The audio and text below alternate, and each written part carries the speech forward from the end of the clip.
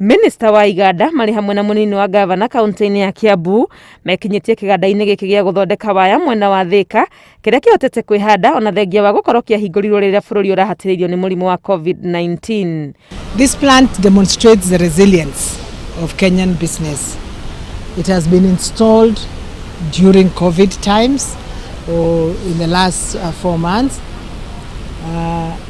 Mechanics and engineers who are expected to travel from outside the country did not come, and Kenyan workers in the factory have actually utilized technology, perhaps video calls, to install this plant, which is an exciting thing I think we want to celebrate.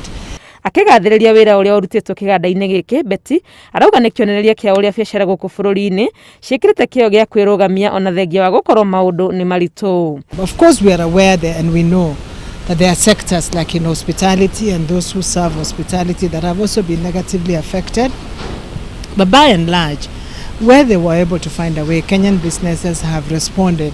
Ũrũgamĩrĩri wa kĩganda gĩkĩ nĩ wĩranĩire gũteithĩrĩria onjoria matũũra-inĩ kwambĩrĩria iganda nini iria mangĩhota gũthondeka indo ta thĩgĩngĩ na ũhũthũ. Also embarked on the project on the women empowerment, by which we have earmarked around 50 chain link machines to give to different people throughout the country with the recommendation of the Minister of Industries and Entrepreneurship. Kĩganda gĩkĩ kĩrĩ na ũhoti wa gũthondeka tani milioni 30 cia waya o mwaka na kuma kĩahingũrwo nĩ kĩhotete kũhe andũ matanyihiire 3,000 mĩeke ya mawĩra. Ngĩribotera Inooro TV, rĩtwa rĩakwa nĩ Wangui wa Mwangi.